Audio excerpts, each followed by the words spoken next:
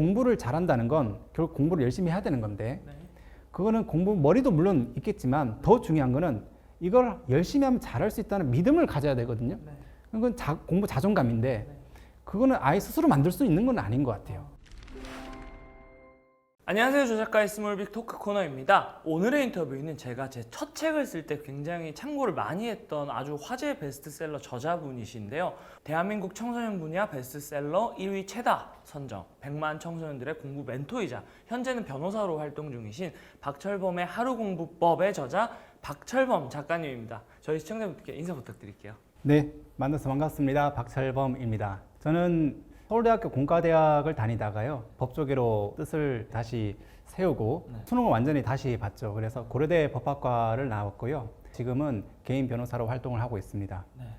제가 기억하기로 그 작가님 첫 책의 제목이 그 하루라도 공부만 할 수 있다면, 그리고 또 이번에 개정판으로 출간하신 책이 박철범의 하루공부법인데, 이제 보통 그 부모님들 입장에서는 하루라도 공부 좀 한다면일 텐데 작가님은 그 책의 제목을 하루라도 공부만 할 수 있다면 이렇게 지으셨어요. 그래서 그런 좀 제목을 짓게 되신, 왜 하루라도 공부만 할 수 있기를 좀 바라셨는지, 어떤 일이 있었나요? 그 책 제목을 본 아이들은 기겁을 하는데요.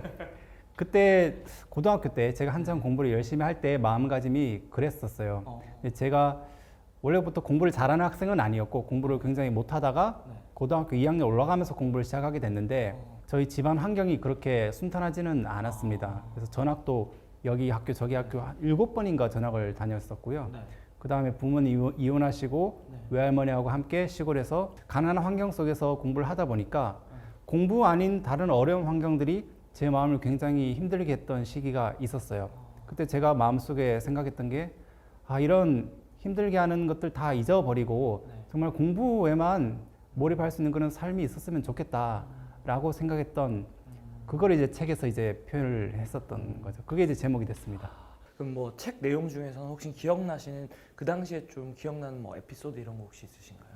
빚쟁이가 저희 집에 찾아온 적이 있었습니다. 근데 이제 아파트가 아니고 그냥 시골의 단독주택이라서 그냥 대문 발로 차면 들어올 수 있어요. 근데 잠을 자고 있는데 들어와서 막 발로 차고 이제 그러는 거죠.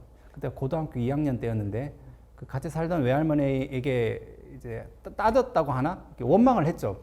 왜 세상이 이러냐, 불공평한 것 같다. 저기 잘 사는 애들도 있고 머리 좋은 애들도 있는데 왜 우리만 이런 환경에 놓여 있느냐라고 얘기를 했을 때 외할머니께서 하셨던 말씀이, 어차피 인생은 좋은 때가 있고 나쁜 때가 있다. 파도처럼. 근데 네가 이런 환경이라고 해서 정말 뭐 엇나간다거나 아니면 네가 해야 될 일에 게으르게 된다면 나중에 기회가 와도 너는 잡지 못할 거다. 그러니까 너는 지금 네가 할 수 있는 것만 해라 라고 말씀하셨는데 그 말이 저를 굉장히 잡아주셨던 것 같아요. 그러면 이제 그 힘든 시간들을 좀 극복할 수 있었던 뭐 원동력은 어디에서 나왔나요? 물론 성적이 많이 올랐죠. 올랐던 이유는 공부를 열심히 해서였을 거고, 근데 중요한 거는 왜 그렇게 공부를 열심히 할 수 있었느냐라고 물으신다면, 당시에 저는 제가 공부를 열심히 해도 못할 것이다 라는 생각을 안 했던 것 같아요. 그러니까 하면 잘할 수 있을 거라는 믿음이 있었던 것 같아요.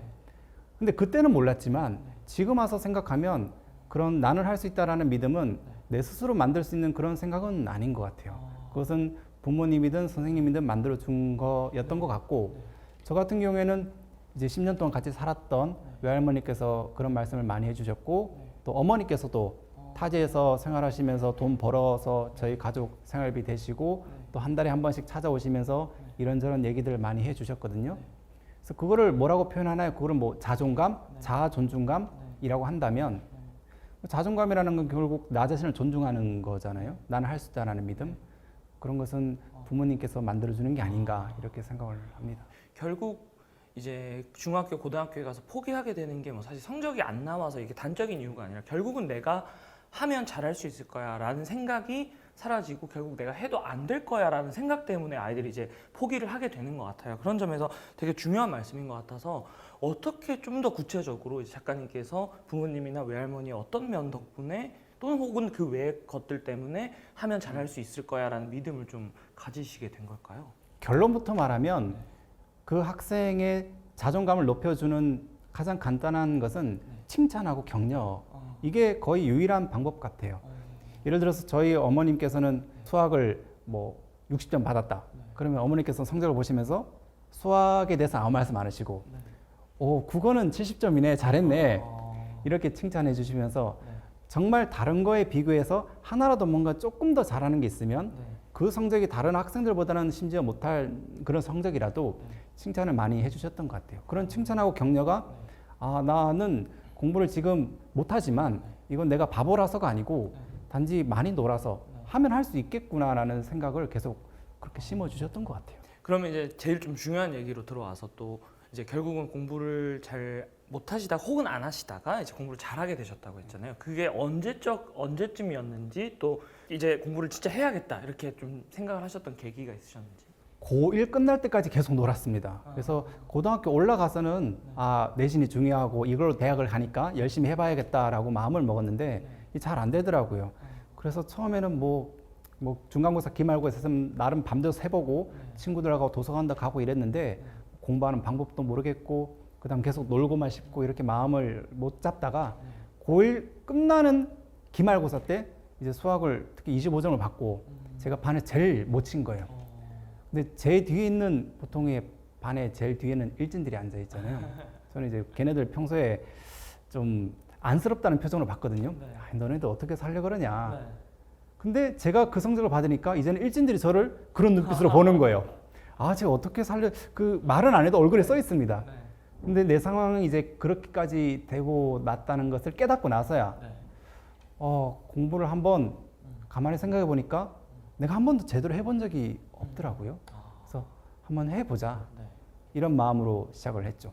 그때가 이제 고2 때였고 그 고2 때 열심히 시작해서 한 학기 만에 1등으로 올라선 경험이 있죠. 그때. 한 학기 만에. 네. 혹시 그 당시에 뭐 학원이나 다른 사교육의 도움을 받으셨나요? 그럴 형편도 아니었고 근데 제가 학원 다닐 형편도 아니었는데 공부를 잘했어요. 이런 느낌은 아니었고요. 제가 학원을 간다고 했으면 당연히 어떻게라도 보내주셨을 거예요. 근데 제가 안 갔을 것 같습니다. 근데 학원, 물론 뭐 학원이 보내시면 안 됩니다. 이런 느낌보다는 만약 공부를 스스로 좀 해나가기 어렵다. 이런 학생들은 뭐 과외든 학원이든 뭐 인강이든 돈만 당연히 좋죠. 근데 저는 그때 공부할 게 너무 많았기 때문에 거기 학원 수업까지 들으면 내 스스로 공부할 시간이 없잖아요. 그러면 못 따라갈 것 같아서 학원을 이제 패스하고 자습 시간을 늘려서 부족한 거를 보충해 나가는 공부를 했던 거죠. 하루 일과가 어떻게 됐었나요, 그 당시? 저는 아침 일찍 일어나야 됐어요. 왜냐면 학교까지 2시간이 걸렸고 시골에서 도시 있는 학교로 이렇게 왔다 갔다. 그래서 아침에 일어나서부터 그냥 공부하면서 이제 일과를 시작하는 거예요. 그래서 그때 한 새벽 6시인가 6시 반인가 일어나서 영어 듣기 들으면서 이제 학교 갈 준비하고 또 학교 가면서 단어장 외우고 버스 안에서는 수학 문제 풀고 물론 이제 버스가 덜컹덜컹거리죠. 대신 그 사인 코사인 그래프는 잘 그려집니다. 그리고 이제 수업 시간엔 남들이 펼쳐놓는 교과서 펼쳐놓는 것이 아니라 뭐 수능 진도별 기출 문제집 펼쳐놓고 여기는 뭐 여러 가지 뭐 완자 셀판 누드교 이런 참고서 있잖아요. 그런 걸 펼쳐놓고 폭넓게 공부하고 쉬는 시간엔 당연히 예습 복습하고 심지어는 점심 시간에도 밥 먹으면서 그걸 어떻게 풀지 생각을 하는 거예요. 겉으로는 친구들과 함께 이제 웃고 떠드는 것처럼 보이지만 속으로는 공부에 관한 생각을 하는 거죠. 근데 그렇게 해서 모든 에너지를 다 그냥 공부에만 쏟아부으면 한 밤 9시만 되면 녹초가 돼요.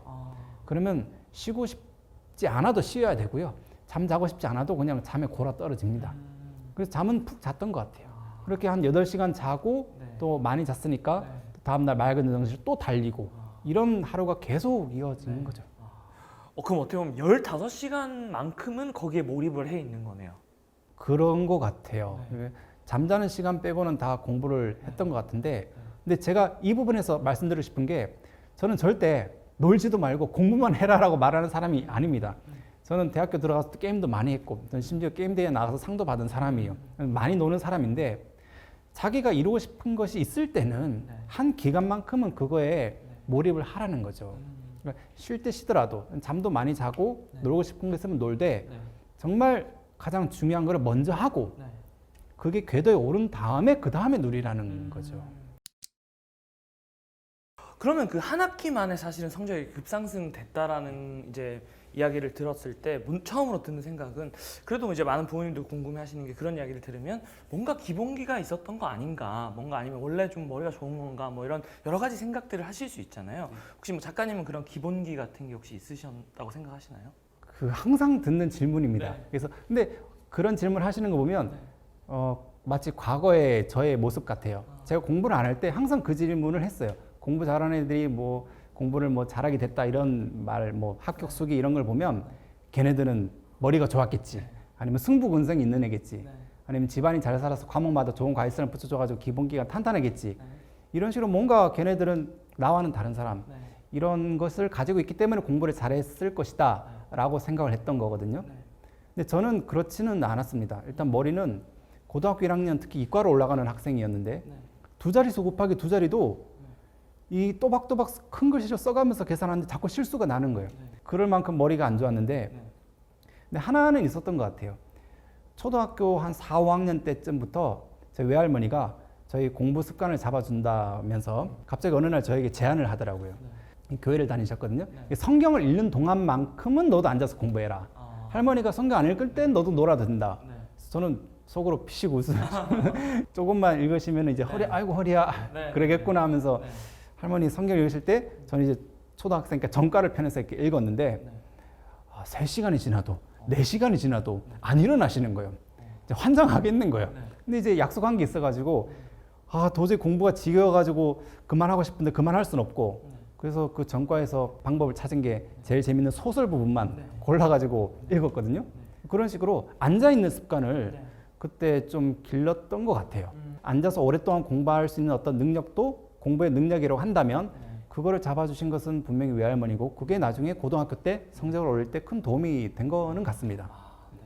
그럼 이제 여러 가지 얘기를 나눠봤는데 결국 이제 핵심은 그 이제 한 학기 만에 어찌됐건 노력을 하시고 성과를 낼 수 있었던 그 과정에 대한 얘기로도 시작을 해봐야 될 것 같아요.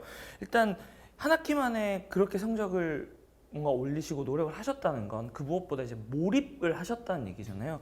그래서 단기간에 효율을 내고 어떤 성과를 내려면 그 몰입하는 힘이 되게 중요할 텐데 작가님을 몰입할 수 있게 만든 것. 네. 진짜 이거 제가 학생들에게 정말 강조하는 부분인데 몰입, 집중 이거를 학생들은 좀 잘못 접근하는 것 같아요. 그러니까 집중을 내가 좀 더 잡생각 안 하고 이 문제에 집중해야지 이거를 몰입의 힘, 집중력이라고 생각하는데 그런 느낌이 아니에요. 이게 뭐냐면 공부를 좀 더 잡생각 안 하고 집중하는 게 아니고 공부 이외에는 다른 걸 하지 않는 거예요. 뭐 1시간 동안 좀 더 집중하자, 잡생각하지 말아야지 이런 느낌이 아니죠. 만약에 만화책을 읽었는데 너무 재밌어서 공부할 때 자꾸 생각이 나. 그럼 더 이상 만화책을 읽지 않아요. 그러니까 공부 아닌 것이 내 공부를 방해하면 그것을 희생시키는 거예요. 그러면 공부에 정말 이 추진력이 붙죠. 그럼에도 불구하고 이게 몰입이라는 게 참 쉽지가 않아요. 그런 점에서 작가님은 처음부터 그 몰입을 막 처음부터 완벽하게 되신 게 아닐 텐데 그럼 몰입이 되지 않아서 뭔가 괴롭거나 또는 어려웠거나 이런 점은 없었나요? 제가 처음에 공부를 할 때는 너무 잡념이 많았어요. 그래서 처음에는 뭐 여러 가지 공법 책 보다 보니 별별 조언이 많더라고요. 뭐 눈이 편안해지는 녹색을 써라 뭐 이런 것도 있고 뭐 쓰면서 써라. 근데 쓰면서 쓰다 보니까 또 졸리기도 하고 쓸만한 조언들은 별로 없었었는데 제가 이 깨달은 것이 하나가 있었는데 어떤 사건이 있었냐면 고등학교 1학년 때 선생님께서 보통 수업만 하시지는 않잖아요. 분위기 별로 안 좋으면 얘들아 내가 재밌는 얘기 하나 해줄까? 이렇게 하시기도 하는데 이렇게 하면 이제 졸도내도 이제 벌떡 일어나죠. 애들이 막 깔깔거리고 웃고 있어요. 제가 둘러보니까 저기 있는 전교 1등도 깔깔거리고 웃고 있는 거예요. 근데 저는 이제 범생이가 아니었기 때문에 이 상황에서 나만 공부를 하면 애들이 과연 나를 어떤 시선으로 볼까? 왜냐하면 저는 공부를 못했기 때문에 범생이들이 받는 그 시선이 너무 궁금했던 거예요. 그래서 연산을 펼쳐놓고 막 의미 없는 문자를 막 쓰면서 오 하면서 막 공부하는 척을 했습니다.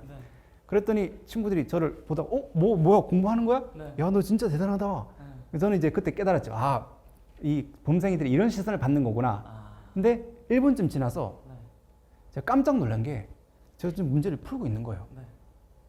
그때 제가 깜짝 나 공부하려고 했던 거 아닌데 내가 왜 문제를 풀고 있지?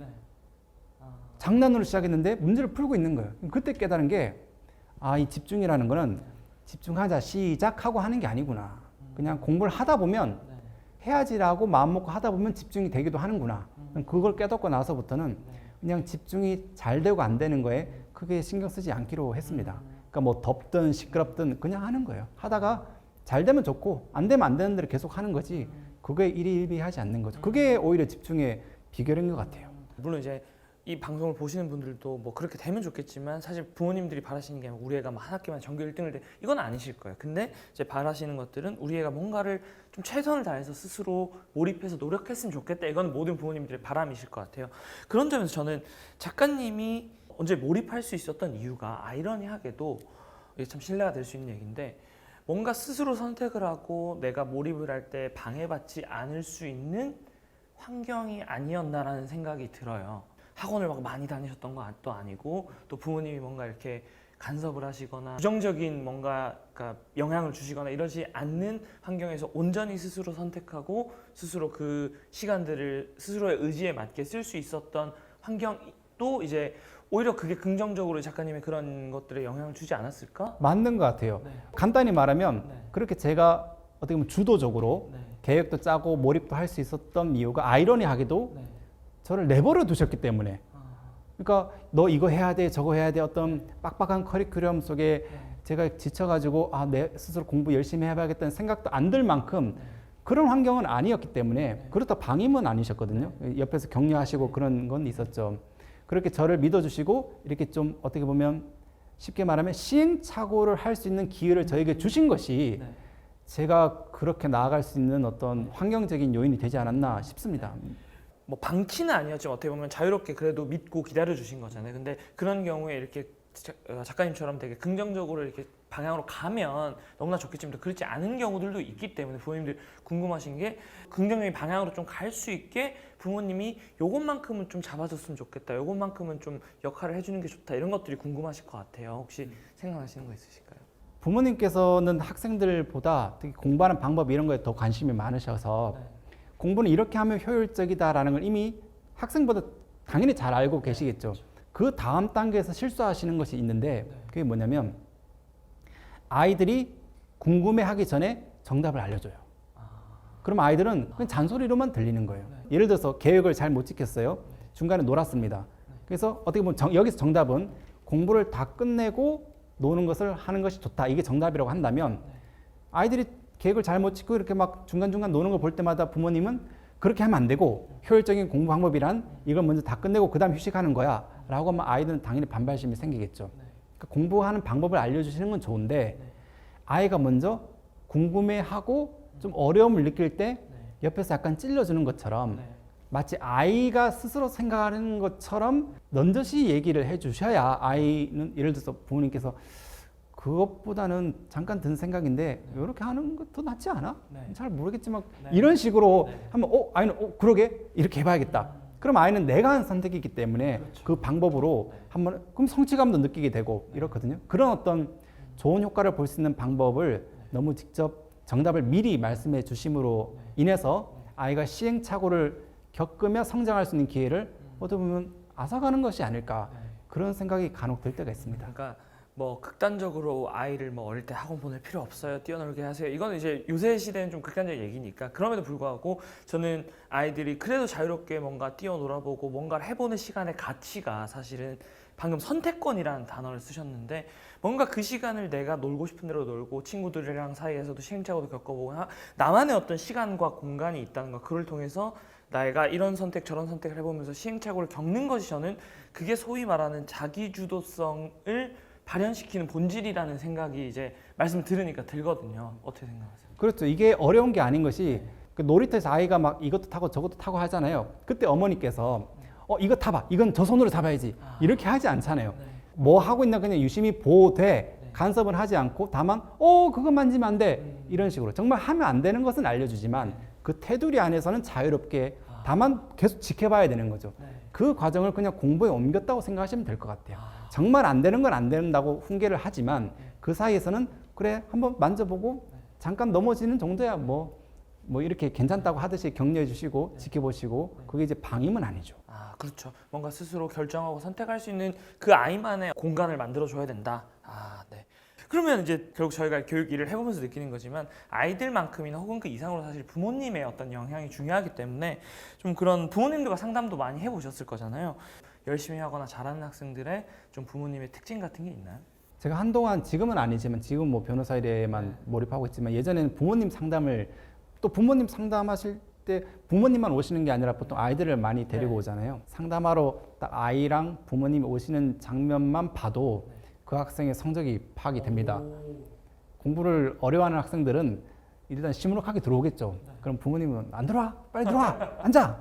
그러니까 또 고개 숙이고 있으면 어머니께서는 자 선생님한테 말해봐, 네 문제가 뭔지 이렇게. 그럼 이제 뭐 안 봐도 이제. 근데 이제 반면에 공부를 잘하는 그런 학생을 둔 부모님들 같은 경우에는 일단 학생이 먼저 들어와요. 학생이 엄마 여긴 것 같아 하면서 이렇게 들어오고, 그럼 이제 어머니는 흐뭇한 표정으로 이렇게 따라 들어오시면서 또 이제 아이가 또 앉아서 얘기할 때도 어머니께서 우리 아이는 이렇게 하지 않고 네가 한번 선생님한테 말해볼래? 뭐 이렇게 하면 이제 아이가 신나서 얘기하는 거거든요. 그런 어떤 적극성이라든가 이런 것들이 정말 차이가 나는데 제가 한동안 거기에 대해서 왜 그런 차이가 날까? 어떤 것이 그런 차이를 만들었을까? 공부를 잘하는 아이들을 둔 부모님의 어떤 그런 모습의 공통점이라고 할 만한 것들이 있을까? 그 부모님들은 어떤 거에 주안점을 두고 자기 자녀를 교육을 하시는 걸까? 제가 지금 내린 결론은 결국은 앞전에 했던 얘기하고 똑같은 것 같아요. 공부를 잘한다는 건 결국 공부를 열심히 해야 되는 건데 그거는 공부 머리도 물론 있겠지만 더 중요한 거는 이걸 열심히 하면 잘할 수 있다는 믿음을 가져야 되거든요. 그건 공부 자존감인데 그거는 아이 스스로 만들 수 있는 건 아닌 것 같아요. 그거는 주위에서 칭찬해주고 격려하면서 아이가 그래 잘할 수 있는 거야, 나도 해보면 될 수도 있어 라는 생각을 가지면서 하는 것이고, 그거는 결국 부모님이 만들어주는 것 같습니다. 그래서 상위권 학생들의 부모님의 공통점, 당연히 아이들을 자주 칭찬하시고 격려해 주시는 그런 모습이죠. 그러면 이번에 이제 좀 출간하신 그 하루 공부법 책의 내용, 또 공부법에 대한 얘기를 좀 더 해봐야 될 것 같은데, 우선은 이제 그 많이들 고민하시는 게 열심히 했는데 성적이 좀 성과가 그만큼 만족스럽지 나오지 않는 경우, 이게 사실은 제일 또 많은 고민인 것 같아요. 그런 점에서 막 책상 앞에 오래 앉아 있고 똑같이 공부를 열심히 했다고 생각했는데 성과가 잘 안 나오는 케이스도 많아요. 왜 그럴까요? 여러 가지 이유가 있을 수 있겠죠. 솔직한 얘기로 공부 머리가 없을 수도 있어요. 그렇죠. 그런 학생들은 많지는 않은 것 같고 제 생각에는 한 5%쯤 되는 것 같습니다. 그런 학생들은 물론 공부해도 안 된다 이런 건 아니고 좀 더 많은 노력이 필요할 수가 있겠죠. 근데 여기서 제가 말씀드리고 싶은 건 많은 학생들이 성적이 안 오르는 이유를 쉽게 공부 머리가 나한테 없다라는 걸로 몰아가는 것 같아요. 왜냐하면 그럼 이제 좀 면죄부가 된다 할까요? 그렇죠. 그 다음에 또 중요한 것이 성적이 오를 만큼 노력이 이루어지지 않은 경우들이 있어요. 그러니까 바꿔 말하면 내가 열심히 공부하는데 성적이 안 오른다? 그럼 그 공부한 게 내가 공부했다고 그 문제가 바로 중간고사 나오는 건 아니잖아요. 이게 좀 더 많아야 내가 그 공부한 것 중에 문제로 나오는 것도 하나 생기고 그럼 그걸 맞추게 되는 건데 그만큼의 양이 이르지 않았다면 아직까지 성적은 오르지 않을 거예요. 근데 그렇다고 해서 내가 공부한 게 어디 간다거나 내가 공부를 잘못한 건 아니잖아요. 단지 그 항아리가 아직 안 찼을 뿐 계속하면 오르겠지라는 믿음을 가지고 인내심으로 계속 노력을 지속하는 그게 중요한 것 같습니다.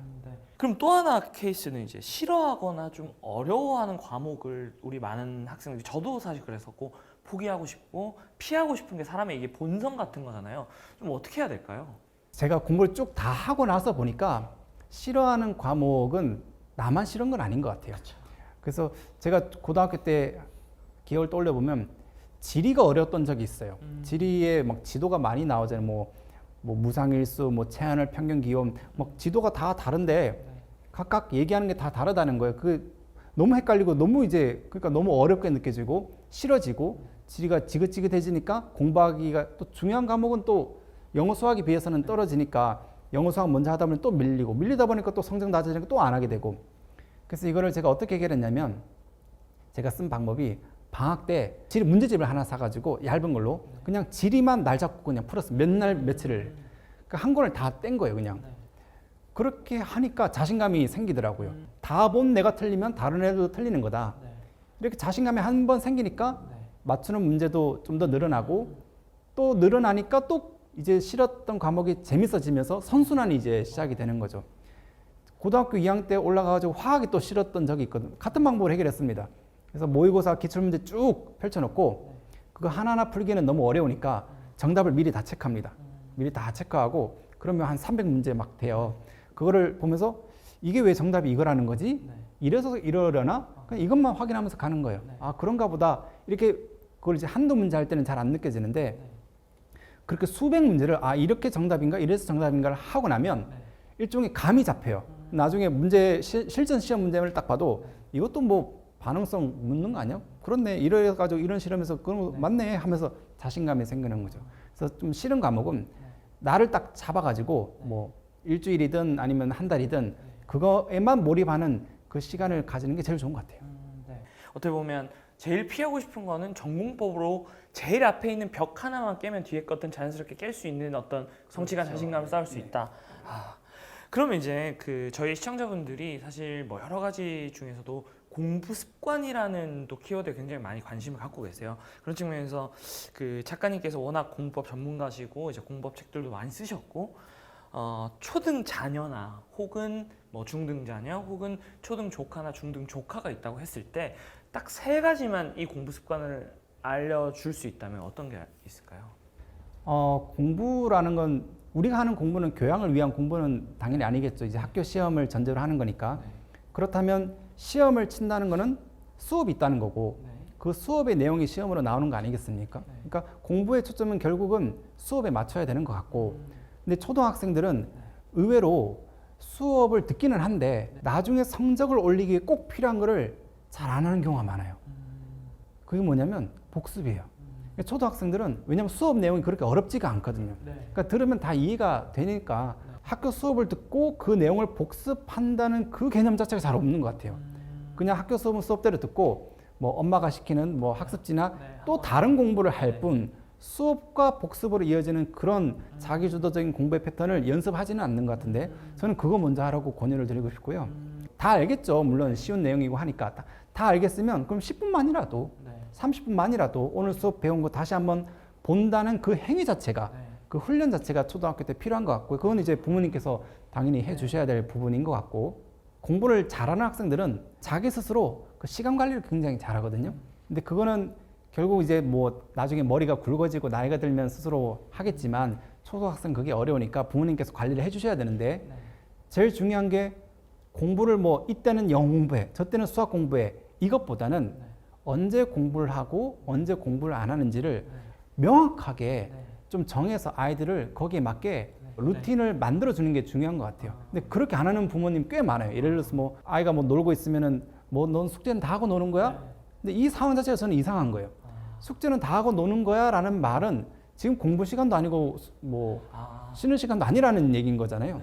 공부할 시간 딱 정해져 있어야 되고 그 다음에 뭐 컴퓨터라든가 뭐 핸드폰 뭐 게임이라든가 패드라든가 TV 보는 시간도 정해져 있어야 되고 책을 읽는다면 책 읽는 시간도 정해져 있어야 되고 그 다음 생활관리의 가장 중요한 부분은 어떻게 보면 수면 관리죠. 자는 시간과 일어나는 시간도 정해져 있어야 돼서 자는 시간이 만약에 뭐 10시다 그러면은 잠이 잘 안 와도 그때 누워야 되는 거고 아침에는 더 자고 싶어도 그때 일어나야 되는 거고 이런 생활 관리를 잡아주는 게 가장 중요하지 않나 싶습니다. 그럼 저희 시청자분들 중에 또 초등학부모님들, 특히 고학년 학부모님들 많이 계신데 고학년 학부모님들이 이제 지금 겨울방학도 다가오고 있고 이때 제일 큰 걱정은 결국 중학교 가서 우리 애가 잘할 수 있을까, 뒤처지지 않고 잘할 수 있을까에 대한 걱정이시고 그게 결국 중학교 내신과도 다 연관되어 있는 것 같아요. 그래서 좀 중학교 진학을 앞둔 아이들에게 내신 성적을 관리하는 방법을 조언해 주시거나 혹은 부모님들에게 좀 이런 것들은 좀 함께 도와주셔라 조언해 주신다면 어떤 게 있을까요? 내신의 출제자는 학교 선생님입니다. 그러면은 학교 선생님께서 문제를 어디에 출제할지는 당연히 드러나는 시간이 수업 시간이겠죠. 수업 시간이 이게 얼마나 제대로 준비를 하느냐에 따라서 이 학교 내신 성적이 뭐 좌우된다고 저는 보는데 당연한 얘기기도 하고 근데 학생들이 뭐 당연한 얘기죠. 수업에 집중해야 된다. 근데 집중하는 방법을 몰라요. 집중한다는 것이 저는 세 가지를 조언을 드리고 싶습니다. 그러니까 부모님께서 들으시고 아이에게 알려주시면 좋을 것 같은 게 제일 중요한 거는요. 수업 때 앞을 보라는 거예요. 이게 무슨 말이냐면 대부분 학생이 앞을 안 봐요. 그냥 책을 봐요. 그러니까 귀로는 선생님 설명을 듣고 눈으로는 그냥 책을 봅니다. 근데 신기한 게 선생님께서 책을 줄줄 읽는 게 아니잖아요. 이게 책은 책대로 읽고 그냥 설명을 하시는 것인데 그럼 내가 눈으로 보는 이 책과 선생님의 말이 일치하지가 않죠. 당연히 선생님 말에 집중해야죠. 그러려면 선생님을 봐야죠. 이게 가장 중요한 대원칙입니다. 책 보지 말고 선생님을 볼 것. 그 다음 두 번째는 선생님께서 수업하시다가 뭐 이해가 안 되는 그런 부분들이 있잖아요. 그런 것들은 나도 뭐 이해가 안 될 수도 있겠죠. 그런 것들은 수업 때 반드시 질문하거나 아니면 수업 끝나고 뭐 선생님한테 질문하기가 너무 좀 부끄럽다면 친구들한테도 물어봐야 돼요. 나는 모르지만 쟤는 이해하고 있을 수도 있거든요. 그러니까 물어보고 바로바로 그때그때 해결을 해야 되는 거죠. 그렇게 하면 시험 기간에 뭐 따로 뭐 밤새 가면서 공부하고 그렇게 안 해도 그날 복습이 되고 그날 다 해결됐기 때문에 그럼 별 노력 없이 마무리 정리가 잘 되고 그게 내신 성적이 잘 나오게 되는 그런 결과로 이어지게 되는 것 같습니다. 그리고 이제 마지막으로 수업을 역시 들을 때 팁이 있죠. 이게 뭐냐면 결국 학교 선생님께서는 이 자기가 시험 문제를 출제할 건데 매년 그 과목만 계속 반복해서 가르쳤기 때문에 가르치시면서도 자기가 어떤 부분을 출제할지를 알면서 가르치시는 거잖아요. 근데 이게 사람인 이상 이게 튀어나옵니다. 은근슬쩍 힌트를 흘려요. 그게 바로 뭐냐면 수업할 때 예를 들어서 질문을 던져보는 거죠. 왜냐면 너희들 이거 알겠어? 뭐 이건 어떻게 되는 거야? 질문을 한다는 것 자체가 선생님이 이걸 중요하다고 생각하시니까 질문하는 거죠. 질문하는 부분이라든가 당연히 뭐 큰 소리로 말하시는 부분은 당연하고 예시를 든다든가 예시를 듣는다는 것도 이게 어려운 것 같은데 어떻게든 이해를 시켜야 될 만큼 중요한 거니까 예시를 드는 거 아니겠습니까? 그렇게 예시 든다거나 이런 것들에 초점 두면서 뭐 질문, 큰 소리, 예시 드는 것들 이런 것들에 좀 더 집중해서 들으면 그러면 체크를 해두는 거죠. 이거 중요한가? 이렇게 하면서 들으면 좀 더 입체적으로 수업을 들을 수 있을 것이고 그러면 나중에 복습할 때도 훨씬 편하게 복습을 할 수 있을 것 같아요. 그럼 조금 더 세부적으로 들어가서 과목별로 이제 초등, 중등 아이들에게 좀 하나씩 공부법을 좀 짚어주신다면? 가장 중요한 거는 초등학교 때 뭘 해야 되는가? 여기에 대한 대답은 초등학생이 아니면 할 수 없는 거일 거예요. 그러니까 중학교 올라가면 못하고 고등학교 올라가면 못하는 게 뭐가 있을까? 국어 같은 경우는 저는 문학 작품이라고 생각합니다. 중학교 1학년 때야 물론 뭐 자율학기니 뭐 진로 탐색, 근데 사실 그때는 뭐 공부를 열심히 하는 학생들은 선행하기 바쁘고 노는 학생들은 노느라 바쁘기 때문에 막상 독서를 한다든가 특히 문학 작품을 읽을 시간이 안 나거든요.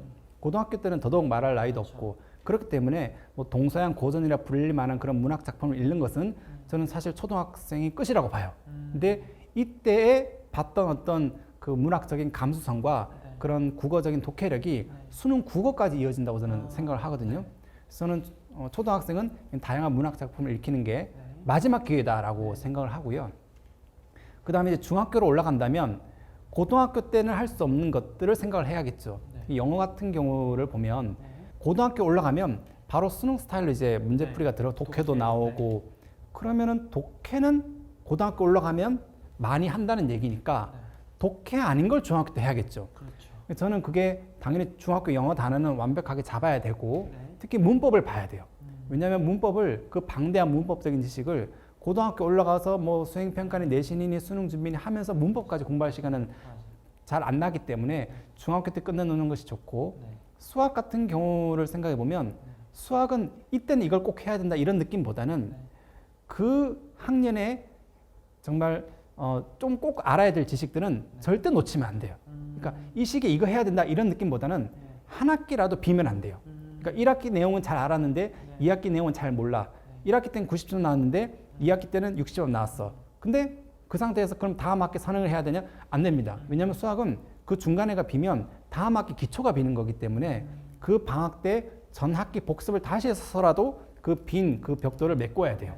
그래서 한 단계 한 단계 다 뭐 완벽하게는 아니라도 문제집 풀었을 때 80% 정도 풀리는 정도의 실력은 갖추고 다음 학기로 넘어가야 고등학교 때 수학을 뭐 따라잡기가 쉽다고 저는 생각을 합니다. 그럼 이제 수학 얘기가 나와서 또 이과셨고 또 수학을 또 단기간에 이렇게 성적을 급상승시키 어떤 이력을 갖고 계시니까 질문을 드리면 보통 수학 같은 경우에 이제 초등 때 중3까지 과정, 뭐 또는 중등 때 고3까지 과정의 어떤 과정까지 개념을 전부 끝내는 게 사실 뭐 적지 않은 분들이 얘기하시는 바고 그게 약간의 적지 않은 학생들의 선행 방법인 것 같아요. 그래서 이게 진짜라면 사실 애들이 좀 너무 벅차지 않을까 싶거든요. 선행 어디까지 하는 게 좋을까요? 어떻게 생각하세요? 일단 저는 선행을 해본 적이 없죠. 저는 고2 때 중학교 수학을 붙들던 사람이기 때문에. 근데 다행히 단기간에 성적을 올렸지만 많은 학생들을 가르치면서 선행을 많이 한 학생들의 특징이 있어요. 세 가지가 있습니다. 특히 마음 상태에서의 특징이 뭐냐면 뭐 1년 뒤 거를 선행하든 3년 뒤 거를 선행을 하든 그거는 내가 그걸 아직 배울 나이가 아닌데 배우는 거니까 당연히 너무 어렵겠죠. 아무리 뭐 쉬운 교재로 한다 한들 어렵고 스트레스를 많이 받을 겁니다. 근데 이게 사람의 인내심은 한계가 있어서 뭐 부모님이 시키니까 억지로 참고 한다고는 하지만 그 스트레스는 계속 쌓이면서 그 과목에 대한 흥미를 잃게 만드는 것 같아요. 그 다음 두 번째로, 그래서 시간이 지났어요. 그 지난 다음에 그 과목의 그 내용을 실제로 배울 나이가 됐습니다. 근데 그 상태에서는 그 시기는 내가 예전에 선행했던 게 기억이 잘 안 나요. 기억이 잘 안 나고 이걸 내가 선행하긴 했는데 이게 뭐였지라는 그 정도의 느낌만 남거든요. 그러니까 망각하는 거죠. 그 다음 세 번째가 뭐냐면 자만심만 남아요. 그러니까 내가 이거 미리 공부했는데 그러니까 잘 알지도 못하면서 알고 있다는 느낌만 남아서 내가 이거를 뭐 하면 할 수 있을 것 같은 그 착각만 남는 거죠. 이 세 가지다. 스트레스니 망각이니 이런 자만심이니 이것이 실제로 성적 향상으로 귀결되는가? 저는 그런 것 같지는 않아요. 만약 그 학교 성적이 잘 나온다면 그 학기에 공부를 열심히 해서 잘 나오는 것이지 뭐 중학교 때 했던 게 지금 효과를 발휘해서 잘 나오게 된다? 이런 건 아닌 것 같습니다. 그럼 이제 또 대입 전까지 사실 학습이라는 거는 뭐 많이들 얘기하시는 것처럼 마라톤 같은 거고, 그래서 저학년 때부터 뭔가 너무 조급하게 시키지 말자고 다짐은 했는데 또 이제 부모님들 입장에서는 또 주변을 보면 이게 뭔가 다른 아이들이랑 학습 진도차가 크게 벌어질까 걱정들을 많이 하시거든요. 이게 약간 현실과 항상 이 소신 사이에서의 갈등인 것 같아요. 그래서 이런 고민 갖고 계신 부모님들께 뭔가 조언해 주신다. 많죠.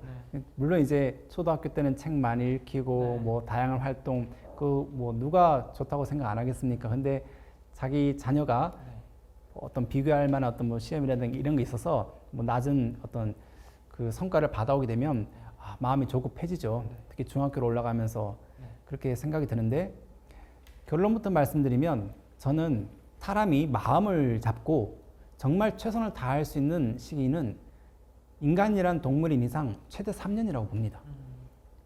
저 같은 경우는 고2 올라가면서부터 공부를 열심히 했잖아요. 저는 아까 말씀드렸듯이 정말 하루 종일 공부만 했기 때문에 그 기간이 더 짧아졌어요. 그러니까 1년 지나니까 모든 에너지를 다 소비가 됐고 그렇게 고2 때 성적은 많이 올랐으나 고3 올라가니까 더 이상 공부를 못 하겠는 거예요.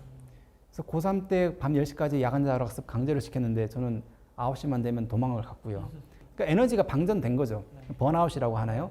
슬럼프라고 하기도 하고 그런 시기가 온 것 같아요. 근데 그게 뭐 특별한 일이 있어서 그렇다기보다는 일정 기간 동안에 공부를 정말 열심히 하면 당연히 따라오는 그런 종류의 번아웃 같습니다.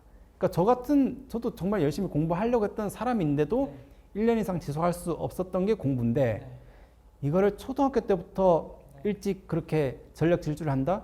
저는 절대 고등학교 때까지 그거 유지가 안 될 거라고 생각을 해요. 그래서 제가 가장 균형 있는 정도는 뭐 한 중3 겨울방학 때나 뭐 빠르면 중3 2학기 정도에서 슬슬 피치를 올려가서 고1, 2때 정말 열심히 공부하고 그러면 고2 끝날 때쯤이면 번아웃 되거든요. 고3 올라가서는 그냥 정신력으로 깡으로 버티는 거죠. 그래서 그 정도가 정말 최대치인 것 같은데 그거를 중1 때부터 시작한다? 뭐 초등학교 고학년 때부터 시작한다? 그러면 일찍 그 번아웃도 찾아오게 될 겁니다. 그래서 부모님께서 아이를 잘 보시면서 그전에는 그냥 슬슬 물론 이게 방임은 아니에요. 그냥 그래 놀아라 이게 아니라 그냥 지켜보시고 생활관리 그 다음에 뭐 스케줄링 패턴 이런 거 잘 잡아주시는 정도로만 지켜봐 주시고 슬슬 올려나가는 것이 가장 현명한 것 같아요. 마지막으로 이번에 또 개정판으로 출간을 하셨어요. 박철범의 하루공부법이라는 책. 근데 이 책을 통해서 이제 이번에 개정판을 내셔가지고 좀 우리 아이들과 학부모님들에게 꼭 전하고 싶은 메시지가 있으셨으니까 책을 내셨을 거잖아요. 혹시 어떤 메시지일까요? 하루공부법에는 공부를 잘할 수 있는 비결이 많이 들어 있습니다. 근데 제가 걱정스러운 거는 부모님께서 이거를 읽어보시고 와 이렇게 하면 되겠구나. 너들 읽어봐. 이렇게 하면 된대. 하고 바로 정답을 알려주시기보다는 그냥 아이가 스스로 정답을 찾는 과정에서 그냥 던져 놓으시고 좀 약간의 시행착오도 좀 허용을 해주시면서 네가 할 수 있는 만큼 최선을 다해 볼 수 있고 그게 적든 크든 나름의 결과를 얻고 자신감을 얻어볼 수 있는 그런 마라톤이라고 한다면 그런 걸 뛰어볼 수 있는 힘이 너한테 있다는 걸 믿어주시라는 거죠. 아이들은 또 그런 부모님의 어떤 노력들에 또 보답하기 위해서 열심히 살아보려는 힘을 내는 것 같습니다. 네, 그래서 오늘 박철범 작가님, 박철범 변호사님 모시고 여러 가지 얘기를 들어봤는데요. 어려운 환경에서 또 스스로의 의지를 가지고 그 과정을 또 극복하시고 또 그 과정 안에서 깨달았던 것들을 또 뭔가 공부를 어려워하는 아이들을 위해서 이렇게 공유를 해주고 계신데 오늘의 이야기들이 우리 부모님들도 마찬가지고 혹여 또 아이들이 본다면 우리 아이들에게도 나도 할 수 있다. 그리고 그 과정에서 내가 포기하지 않으면 분명 그 끝엔 웃을 수 있을 것이다 라는 메시지가 오늘의 이야기를 통해서 전달되었기를 바라겠습니다. 네, 그럼 저희는 또 다음번에 좋은 컨텐츠로 찾아뵙도록 하고요. 지금까지 조작가 박철범이었습니다. 감사합니다.